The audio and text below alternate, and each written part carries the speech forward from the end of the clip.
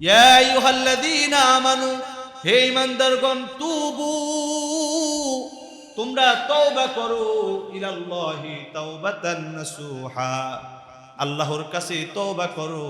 কেমন তওবা? সুন্দর তওবা, যেই তওবাটা একবার করার পরে ওই গুনাহের কাজটা আর দ্বিতীয়বার করার সময় অন্তরের ভিতরে বাধা দিবে, এমন ভাবে তওবা করতে হবে। আমরা সবাই আল্লাহ তাআলার প্রিয় বান্দা হওয়ার জন্য রাজি আছি না ইনশাআল্লাহ? আমরা সকলেই আল্লাহ তাআলার প্রিয় বান্দা হওয়ার জন্য রাজি আছি, কিন্তু আল্লাহর প্রিয় কাজ করার জন্য আমরা রাজি না। আল্লাহ তাআলা বলেছে আমার প্রিয় বান্দা হওয়ার জন্য আমার ইবাদত করতে হবে, আমার প্রিয় বান্দা হওয়ার জন্য রাসূলের সুন্নাত অনুসরণ করতে হবে। আল্লাহ তাআলা কুরআনে কারীমের মধ্যে বলতেছে, ওয়া মা খালাকুতুল জিন্না ওয়াল ইনসা ইল্লা লিয়াবুদুন। আল্লাহ তাআলা বলতেছে, ও আমার বান্দা শুনে রাখো, আমি মানব জাতি এবং জিন জাতি আমি আল্লাহর ইবাদত করার জন্য পাঠাইছি। আমরা আল্লাহ তাআলার ইবাদত না কইরা, আমরা আল্লাহ তাআলার নাফরমানি কইরা আমরা জান্নাতে যাইতে চাই। কথা বলেন ঠিক কিনা? আমরা আল্লাহর ইবাদত করি না, জান্নাতে যাওয়ার জন্য পাগল। জান্নাতে যাওয়ার জন্য কি করতে হবে? জোরে বলতে হবে। জান্নাতে যাওয়ার জন্য আল্লাহর ইবাদত করতে হবে। কি করতে হবে? আল্লাহর ইবাদত করতে হবে। আল্লাহ তাআলা বলতেছে, আমার বান্দা, তুমি যদি আমার শুকরিয়া আদায় করো, তুমি যদি আমার শুকরিয়া আদায় করো, আমি আল্লাহ রাব্বুল আলামিন তোমার নিয়ামত বাড়াইয়া দেব। সুবহানাল্লাহ। আল্লাহ তাআলা কুরআনে কারীমের মধ্যে বলতেছে, লা ইন শাকারতুম লাযীদান্নাকুম ওয়া লা ইন কাফারতুম ইন্না আযাবি লাশাদীদ। আল্লাহ তাআলা বলতেছে, বান্দা, আমি তোমাকে কত সুন্দর সুন্দর নিয়ামত দান করলাম, কত সুন্দর সুন্দর নিয়ামত দান করলাম।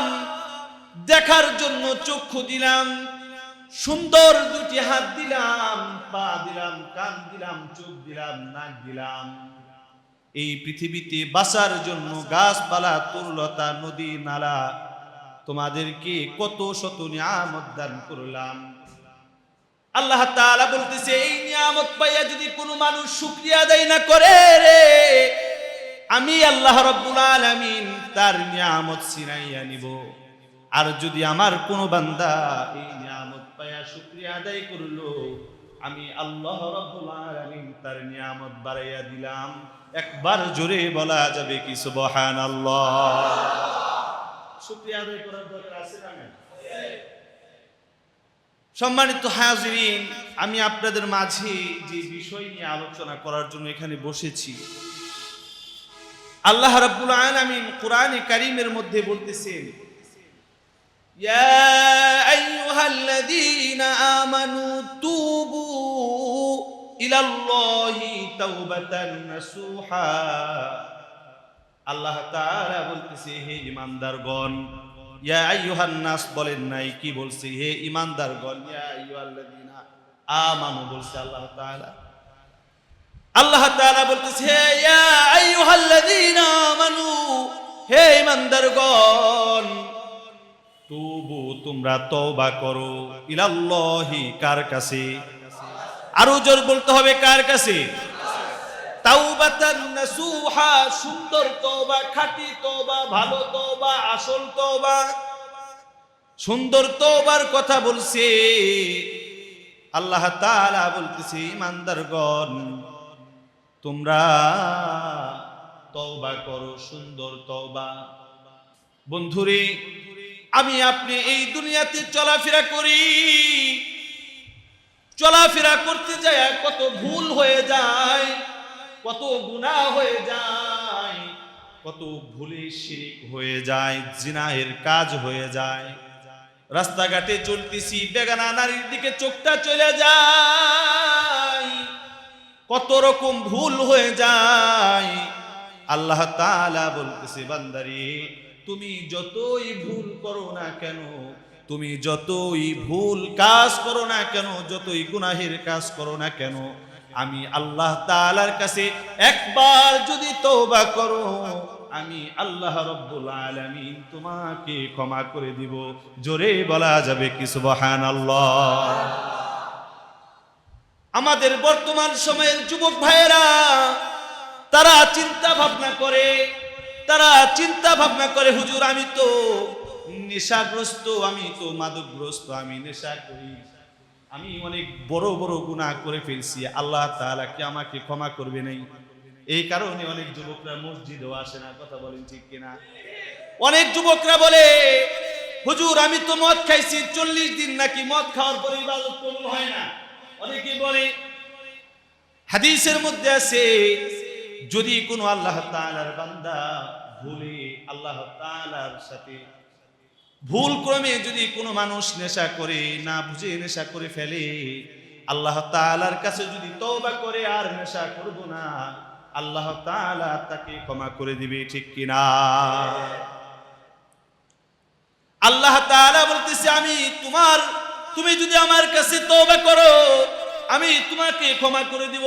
এ আমার সামনের যুবক ভাই ও বন্ধুরা, আল্লাহ তাআলা বলছে আমার কোনো বান্দা যদি আসমান জমিন থেকে আসমানের ছাদ পর্যন্ত, মানে আসমান পর্যন্ত কোনো মানুষ যদি ভুল করে, কোনো মানুষ যদি গুনাহ করে, আসমানের ছাদ পর্যন্ত গুনাহটা যদি স্তূপ হয়ে যায়, মানে এত পরিমাণ গুনাহ করতে করতে যদি আসমান পর্যন্ত পৌঁছায় যায়, আল্লাহ তাআলা বলতেছে ও বান্দা আমার কাছে তওবা করো, তোমার ওই আসমান পর্যন্ত যেই গুনাহগুলো করছো আমি আল্লাহ রাব্বুল আলামিন ক্ষমা করে দিব। এখন তাই বলে কি আসমান পর্যন্ত গুনাহ করছো, আল্লাহর কাছে ক্ষমা চাইছো, তওবা করছো, এই আসমান পর্যন্ত গুনাহ করার পরে তওবা করার পর আল্লাহ ক্ষমা করে দিছে, আবারও তুমি গুনাহ করতেছো, আবারও তুমি ক্ষমা চাইতেছো, আবারও তুমি গুনাহ করতেছো, আবারও ক্ষমা চাইতেছো, তার মানে বোঝা গেল তোমার তওবা কবুল হয় নাই। কথা বলেন ঠিক কিনা? তওবা কবুল করতে হবে আল্লাহ তাআলার কাছে, এমন তওবা করতে হবে যে তওবাটার নাম তাওবায়ে নাসুহা, আসল তওবা, সঠিক তওবা। আমরা আল্লাহর কাছে মুখে মুখে বলি আল্লাহ মাফ করে দেন, তওবা করতেছি মাফ করে দেন, সকাল বেলায় তওবা করছি, দুপুর বেলায় শুরু করে দিছি। কথা বলেন ঠিক কিনা? আছে না নাই? আল্লাহ তাআলা বলছে এই পৃথিবীর জমিনের সকল মানুষেরা যদি গুনাহ করে, যত শয়তান যত ইবলিস আছে, সমস্ত ইবলিস সমস্ত মানুষ, যত পৃথিবীর যত মানুষ আছে সবাই যদি গুনাহ করে, আসমানের ছাদ পর্যন্ত ওই গুনাহগুলো পৌঁছাবে না। এত গুনাহ পৃথিবীর জমিনের কোনো মানুষ করতে পারবে না, কোনোভাবেই সম্ভব না, কোনোভাবেই সম্ভব না। ইবলিসরাও যদি গুনাহ করে ওই আসমানের ছাদ পর্যন্ত গুনাহ পৌঁছাবে না। আল্লাহ তাআলা বলতেছে ওই আসমান পর্যন্ত গুনাহ পৌঁছাবে না। তোমরা যতই গুনাহ করো না কেন রে বান্দা, আমি আল্লাহর কাছে যদি একবার তওবা করো, খাঁটি দিলে তওবা করো, আমি আল্লাহ রাব্বুল আলামিন তোমাকে ক্ষমা করে দেব। আসমানটা কতটুকু? এতটুকু আসমান, তাই না? আসমান ছোট নেই, দেখেন একটু খেয়াল করে দেখেন। একটা উদাহরণ দিই, আসমানের উপরে যে ছোট ছোট তারকা দেখেন, তারকা,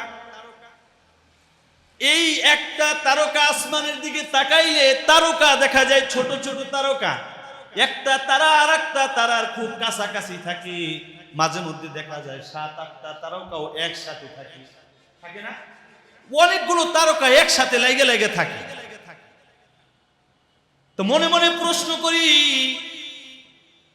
আল্লাহ রাব্বুল আলামিন নাকি এই পৃথিবীর জমিন থেকে সবথেকে বড় করে তারকা বানাইছে, তারকা সুন্দর এবং বিশাল বড় করে তারকা বানাইছে, তাহলে এত তারকা এত কাছাকাছি দেখা যায়, না জানি আল্লাহ রাব্বুল আলামিন এই পৃথিবীর জমিনটা কত বড় কইরা বানাইছে।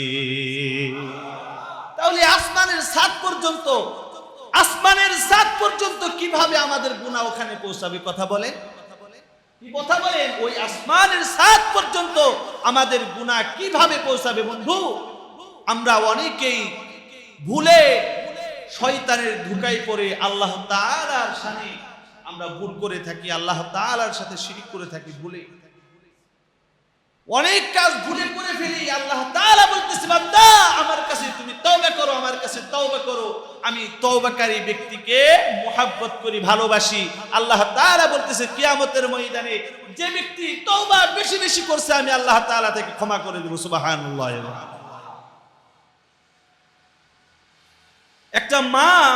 একটা মা তার সন্তান যদি মাকে কষ্ট দেয়, সন্তান যদি মাকে ব্যথা দেয়, খেয়াল করে দেখবেন ওই মা সন্তানকে মাফ করে দেওয়ার জন্য 10 মিনিট, 11 মিনিট, 12 মিনিট, 1 ঘন্টা, 10 ঘন্টা, 5 দিন, 7 দিন সময় লাগে। কথা বলেন ঠিক কিনা? কথা বুঝেন নাই? একটা সন্তান মাকে যদি কষ্ট দেয়, মাকে যদি ব্যথা দেয়, ওই মা তার সন্তানকে মাফ করে দেওয়ার জন্য, মাফ করার জন্য একটু সময় লাগে, কিন্তু আল্লাহ তাআলার কাছে সময় লাগে না। সুবহানাল্লাহ। আল্লাহ তাআলা বলতেছে গুনাহ করছো, ক্ষমা চাও, মাফ করে দেব। সুবহানাল্লাহ। বনি ইসরাইল একটা ঘটনা শুনে আপনাদের।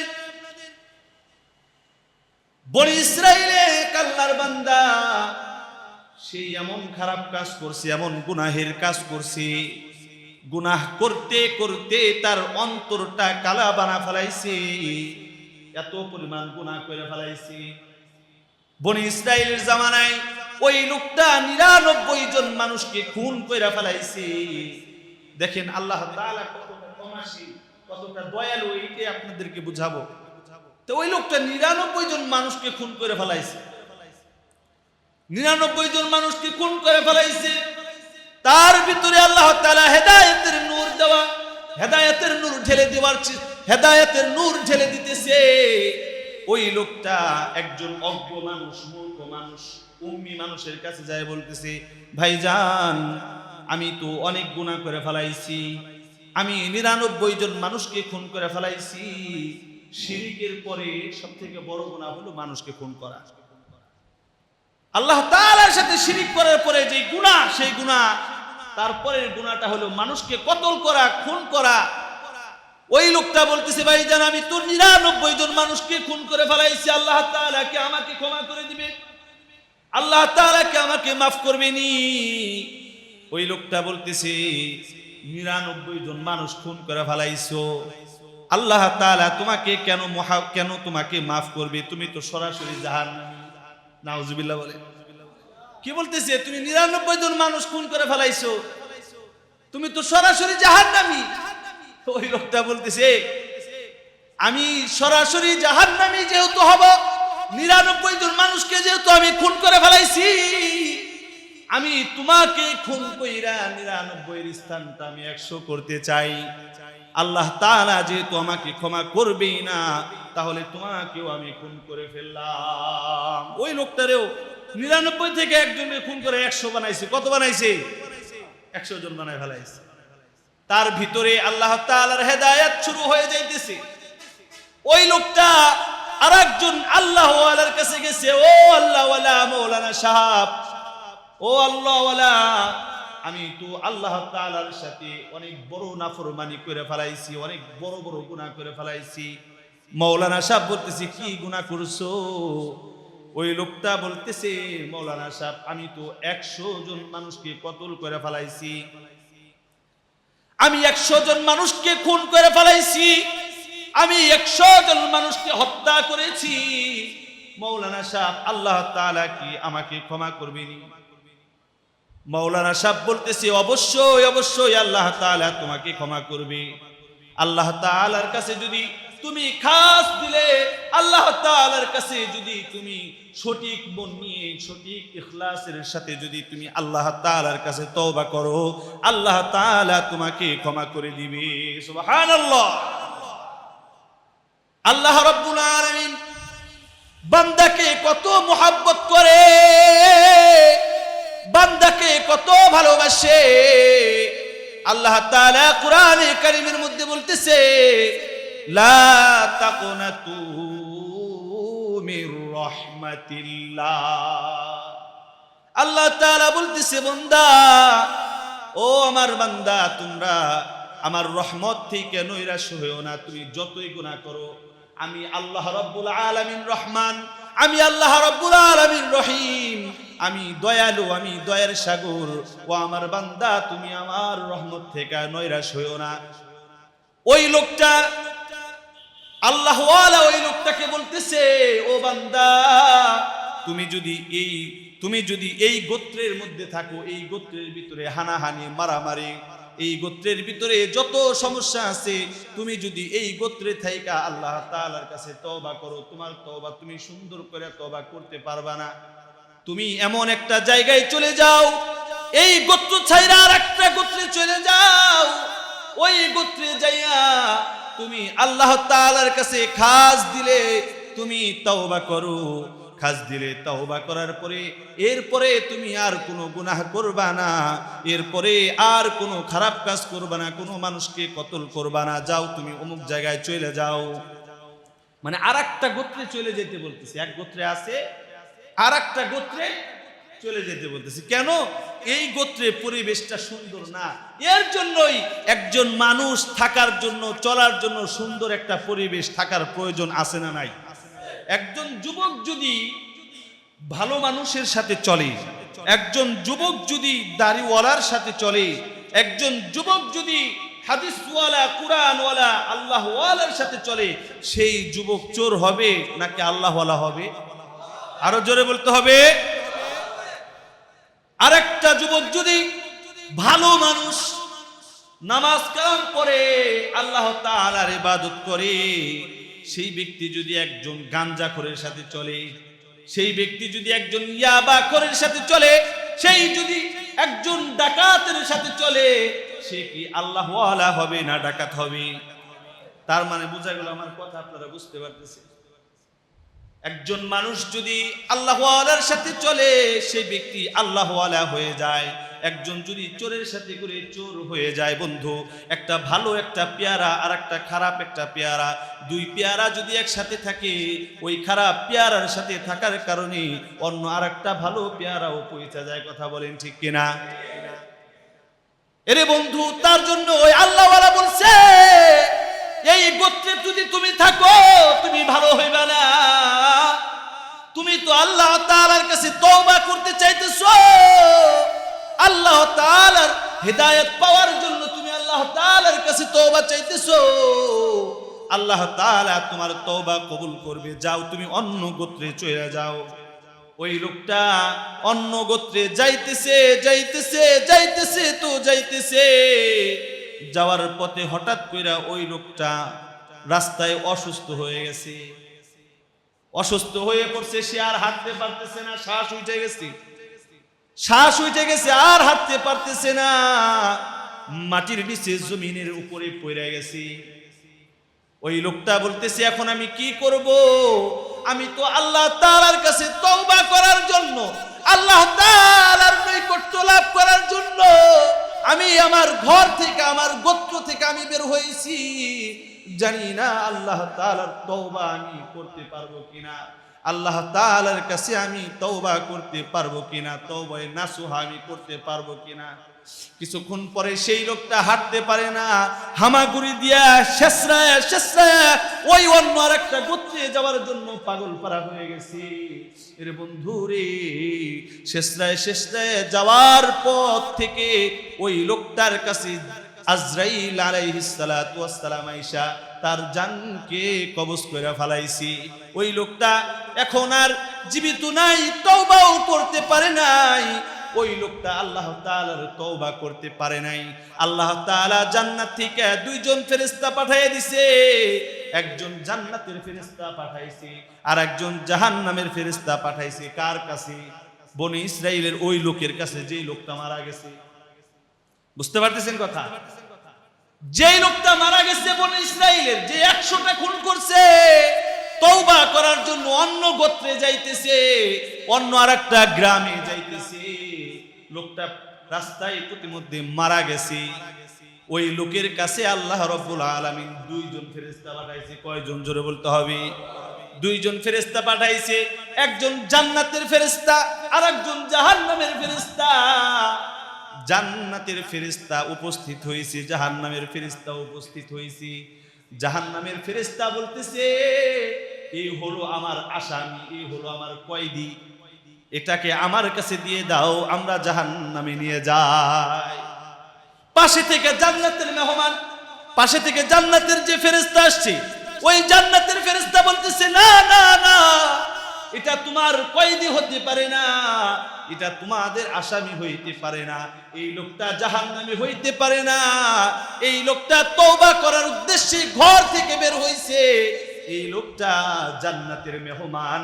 একবার জোরে বলা যাবে কি সুবহানাল্লাহ? জান্নাতের মেহমান হয়ে গেছে।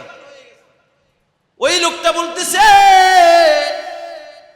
সে জান্নাতের মেহমান হয়ে গেছে, আর জাহান্নামের যেই ফেরেশতাগুলো আছে ওই ফেরেশতা বলতেছে সে তো এখনো তওবা করে নাই, এখনো তো তওবা করতে পারে নাই, তওবা করার উদ্দেশ্যে বের হইছে, মানে তওবা করে নাই, এখন তওবা করার উদ্দেশ্যে বের হইছে, অতএব তার তওবা আল্লাহ কবুল করে নাই, তাকে জাহান্নামে আমরা নিয়ে যাব।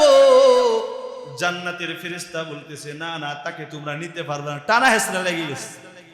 জাহান্নামের ফেরেশতা বলতেছে আমরা জাহান্নামে লয়ে যাব, জান্নাতের ফেরেশতা বলতেছে আমরা জান্নাতে লয়ে যাব।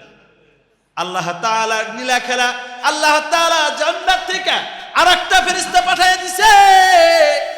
ওই ফেরেশতা যায় বলতেছে এই যে লোকটা মারা গেছে, এই লোকের বাড়ি যদি কাছাকাছি থাকে, মানে এই লোকটা থেকে বাড়িটা যদি কাছাকাছি থাকে তাহলে সে জাহান্নামী। আর যদি যেই গোত্রের উদ্দেশ্য রওনা হয়েছে, মানে যেখানে যায় সে তাওবা করবে, ওই স্থানটা যদি কাছাকাছি থাকে তাহলে সে জান্নাতে। সুবহানাল্লাহ। তো কি করছে আল্লাহ রাব্বুল আলামিন? ওই ফেরেশতাকে বলতেছে তোমরা মাপো, পরিমাণ করো, পরিমাণ কইরা মাইপে দেখা যায় বাড়িটা কাছাকাছি, মানে জাহান্নামী এখনো ওই যেখানে যায় তাওবা করবে ওখানে এটা দূর অবস্থায়, এখনো দূরে আছে। বন্ধুরে, আল্লাহ তাআলার এই আসমান, আল্লাহ তাআলার এই জমিন, এই জমিনের মালিক কে? এই জমিনের মালিক আল্লাহ, এই জমিনের মালিক আল্লাহ। জমিনকে বলতেছে ও বাড়ি থেকে, এই যে বাড়ি থেকে ওই লোক পর্যন্ত যেই সময়টা, যেই স্থানটা, জমিনকে বলতেছে তুমি সংকীর্ণ হয়ে যাও, তুমি দূরত্ব হয়ে যাও, আর যেখানে যায় তাওবা করবে ওই জায়গাটা তুমি কাছাকাছি হয়ে যাও।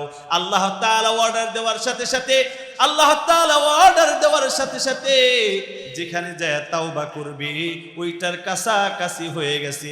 আল্লাহ তাআলা বলতেছে এই ব্যক্তি জান্নাতে, তাকে জান্নাতে ঢুকাইয়া দাও। সুবহানাল্লাহ। আল্লাহ তাআলা কি মানে ঘটনার মাধ্যমে কি বুঝতে পারলাম? আল্লাহ তাআলা এই বান্দাকে কতটা মুহাব্বত করছে, কতটা ভালোবাসছে। কেন মুহাব্বত করছে, কেন ভালোবাসছে? আল্লাহ তাআলার কাছে তাওবা করার জন্য, আল্লাহ তাআলার কাছে তাওবায়ে নাসুহা করার জন্য একজন মানুষের কাছে গেছে, আল্লাহকে আমাকে ক্ষমা করবে। ওই লোকটা বলছে আল্লাহ ক্ষমা করে দিবে, তাওবা করতে হবে। ওই লোকটা তাওবা করছে, ওই লোকটা তাওবা করতে পারে নাই, তাওবা করার আগে সে নিয়ত করছে তাওবা করবে, আল্লাহ তাআলা তাকে জান্নাত নিয়ে দিয়েছে। সুবহানাল্লাহ। আরে বন্ধু, এর মানে বোঝা গেল যে কোন বান্দা যদি সওয়াবের উদ্দেশ্যে ঘর থেকে বের হয়, ভালো কাজের উদ্দেশ্যে যদি কোনো মানুষ বের হয়, তাহলে ওই লোকটা ওই ভালো কাজ হওয়ার আগ পর্যন্ত তার আমলনামায় আল্লাহ তাআলা সওয়াব দিতে থাকবে।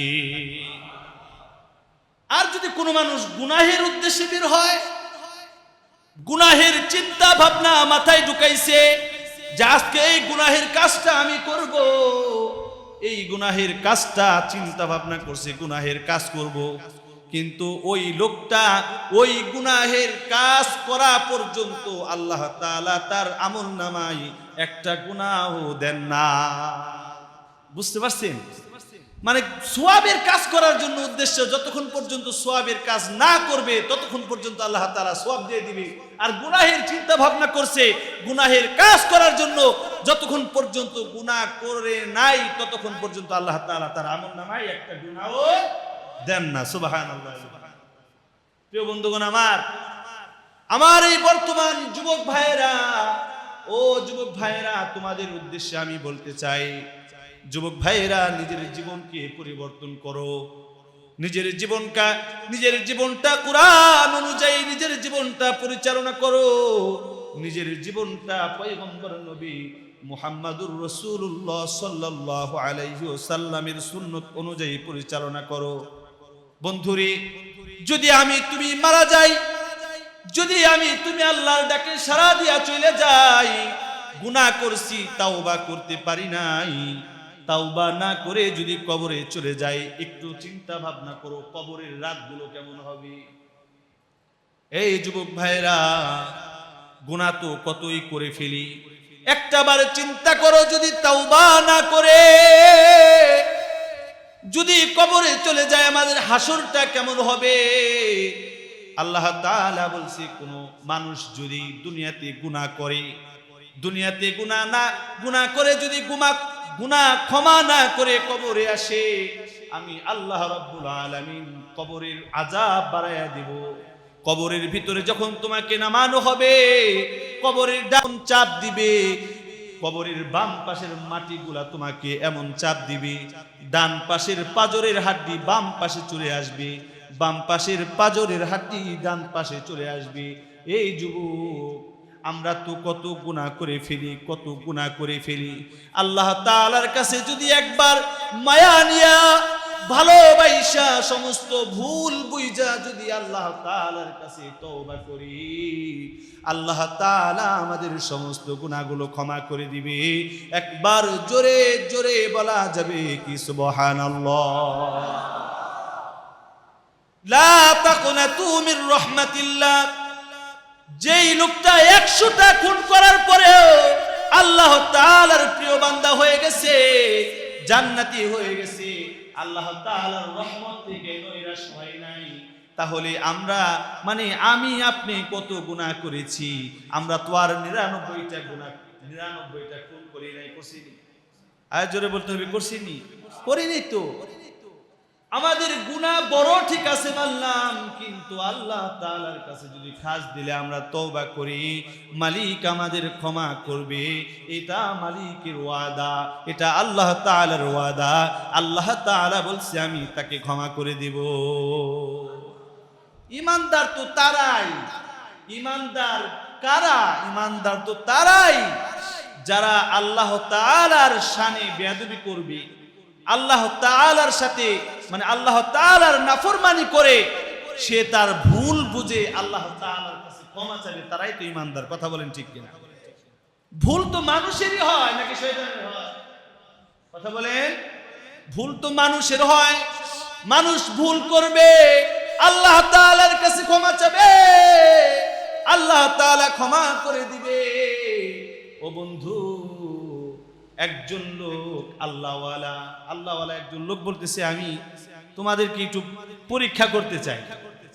এক আল্লাহওয়ালা বলতেছে, আমি তোমাদের পরীক্ষা করতে চাই। এক পীর সাহেবের দরবারে গেছে, তার মুরিদরা গেছে, মুরিদরা যাওয়ার বলতেছে, পীর সাহেব, আমরা আপনাকে অনেক মোহাব্বত করি, আপনি আমাদেরকে আল্লাহ এবং রসুলের যেই সবক দেন, আমরা সেই সবক সুন্দর করে আমরা সেটা কি করি, শিখি, আমরা আদায় করি, আমরা আল্লাহর ইবাদত করি।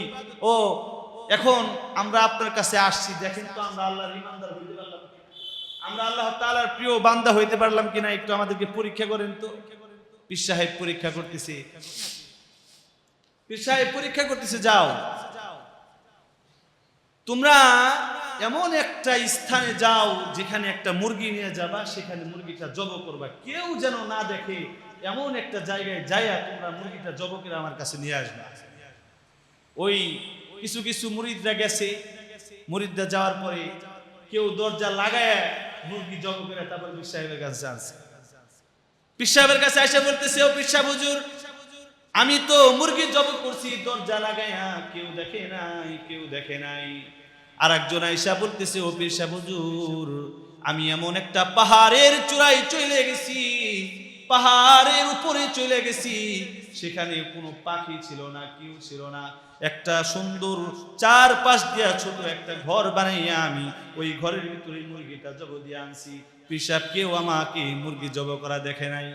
আর একটা লোক, সে যেখানে যায়, জঙ্গলের ভিতরে যায়, আসমানের দিকে তাকায়, দেখে উপরে আল্লাহ,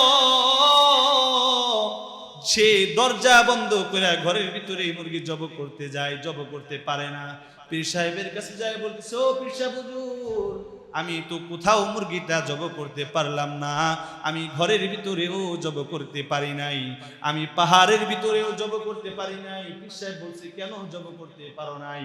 ওই মুরিদ বলতেছে আমি যেখানেই জব করতে যাই ওই উপরওয়ালা আমাদের সব কিছু দেখতেছে, আপনি বলছিলেন কেউ যেন না দেখে, আল্লাহ তাআলা আমার মুরগি জবাই করা দেখতেছে, দেখে আমি মুরগিটা জব করতে পারি না।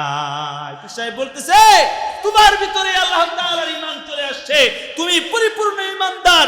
আল্লাহ তাআলাকে তুমি না দেখা, আল্লাহ তাআলাকে তুমি না দেখা তুমি আল্লাহ তাআলাকে বিশ্বাস করছো, এই বিশ্বাসের কারণে আল্লাহ তাআলা তোমাকে প্রিয় বান্দা হিসেবে কবুল করে নিয়েছে। সুবহানাল্লাহ। প্রিয় বন্ধুগণ আমার, আমরা আল্লাহ তাআলাকে দেখি না কিন্তু আল্লাহ তাআলাকে বিশ্বাস করি। আমরা নবীকে দেখি নাই কিন্তু নবীকে বিশ্বাস করি। আমানতু বিল্লাহি ওয়া মালাইকাতিহি ওয়া কুতুবিহি ওয়া রুসুলিহি ওয়াল ইয়াউমিল আখির ওয়াল কদরি খাইরিহি ওয়া শাররিহি মিনাল্লাহি তাআলা ওয়াল বা'সি বা'দাল মাউত। আল্লাহ তাআলা বলছে এই জিনিসগুলোর উপরে যদি তুমি ঈমান আনো তাহলে তুমি পরিপূর্ণ ঈমানদার। কথা বলেন ঠিক কিনা? বন্ধুগণ আমার, সম্মানিত মুসল্লিয়ানি কেরাম, আমরা এখানে যারা উপস্থিত আছি, আমরা যেখানে এখানে বসা যারা আছি, যারা আমার আলোচনা শুনছেন, আমরা সবাই আল্লাহ তাআলার প্রিয় বান্দা হওয়ার জন্য রাজি আছি না ইনশাআল্লাহ? আমরা সকলেই আল্লাহ তাআলার প্রিয় বান্দা হওয়ার জন্য রাজি আছি, কিন্তু আল্লাহর প্রিয় কাজ করার জন্য আমরা রাজি না।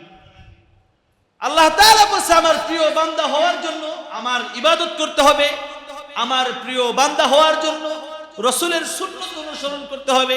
আল্লাহ তাআলা কুরআনে কারীমের মধ্যে বলতেছে ওয়া মা খালাকুতুল জিন্না ওয়াল ইনসা ইল্লা লিয়াবুদুন। আল্লাহ তাআলা বলতেছে ও আমার বান্দা শুনে রাখো, আমি মানব জাতি এবং জিন জাতি আমি আল্লাহর ইবাদত করার জন্য পাঠাইছি। আমরা আল্লাহ তাআলার ইবাদত না কইরা, আমরা আল্লাহ তাআলার নাফরমানি কইরা আমরা জান্নাতে যাইতে চাই। কথা বলেন ঠিক কিনা? আমরা আল্লাহর ইবাদত করি না, জান্নাতে যাওয়ার জন্য পাগল। জান্নাতে যাওয়ার জন্য কি করতে হবে? জোরে বলতে হবে। জান্নাতে যাওয়ার জন্য আল্লাহর ইবাদত করতে হবে। কি করতে হবে? আল্লাহর ইবাদত করতে হবে। বন্ধু, আমরা আল্লাহ তাআলার ইবাদত করি না কিন্তু জান্নাতে যাওয়ার জন্য পাগল। জিজ্ঞেস করা হয় কি তুমি জান্নাতে যাবে না জাহান্নামে যাবে? হুজুর জান্নাতে যাব। আগে হাত উঁচু করে জান্নাতে যাব, জান্নাতে যাব। এই মিয়া, জান্নাতে যাওয়ার জন্য সর্বপ্রথম কাজ হলো আল্লাহ তাআলার ইবাদত করা। কথা বলেন ঠিক কিনা? আমরা আল্লাহ তাআলার ইবাদত ভাবে পুঙ্খানুপুঙ্খানুভাবে যদি আল্লাহর ইবাদত করতে পারি, আল্লাহ তাআলা বলতেছে বান্দা গো, কাল কিয়ামতের ময়দানটা তোমার জন্য সহজ হয়ে যাবে। কাল কিয়ামতের ময়দানটা তোমার জন্য সহজ হয়ে যাবে। কবর তোমার জন্য সহজ হয়ে যাবে। হাসর তোমাদের জন্য সহজ হয়ে যাবে। বন্ধুরে, ওই কাল কিয়ামতের ময়দানটা আমাদের সহজ করার দরকার আছে না নাই? হাসর সহজ করার দরকার আছে না নাই? এখন থেকেই আমরা আল্লাহ তাআলার ইবাদতে নবীর সুন্নতে ইবাদত করার জন্য রাজি আছি তো ইনশাআল্লাহ? আয় জোরে বলতে হবে, রাজি আছি তো ইনশাআল্লাহ? আল্লাহ তাআলা আমাদের সবাইকে কবুল করুন, সকলে বলি আমিন। আলহামদুলিল্লাহ। বন্ধুগণ আমার, গুনাহ তো অনেক করে ফেলেছি, লুকায়া গুনাহ হয়ে গেছে, না বুঝে গুনাহ হয়ে গেছে, বুঝেও গুনাহ করে ফেলেছি। এত সহজ একটা কথা আল্লাহ তাআলা বলছে, ইয়া আইয়ুহাল্লাযীনা আমানু, হে ঈমানদারগণ তোমরা তওবা করো। ইয়া আইয়ুহাল্লাযীনা আমানু, হে ঈমানদারগণ তুবু, তোমরা তওবা করো, ইলাল্লাহি তাওবাতান নাসুহা, আল্লাহর কাছে তওবা করো।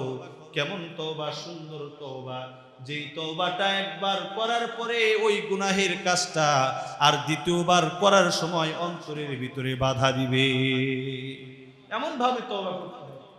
যুবক ভাইরা, বিশেষ করে যুবক ভাইদেরকে বলি, এই যুবক ভাই, নিজের জীবনকে চেঞ্জ করে ফেলো, নিজের জীবনকে পাল্টায় ফেলো। কাল কিয়ামতের ময়দানে আল্লাহ তাআলার কাছে কি জবাব দিবা কোনো গ্যারান্টি নাই। কখন আল্লাহর ডাকে সাড়া দিয়ে চলে যেতে হয় কবরে। কবরে যাওয়ার জন্য বয়স লাগেনি, জোরে বলতে হবে, কবরে যাওয়ার জন্য বয়স লাগে?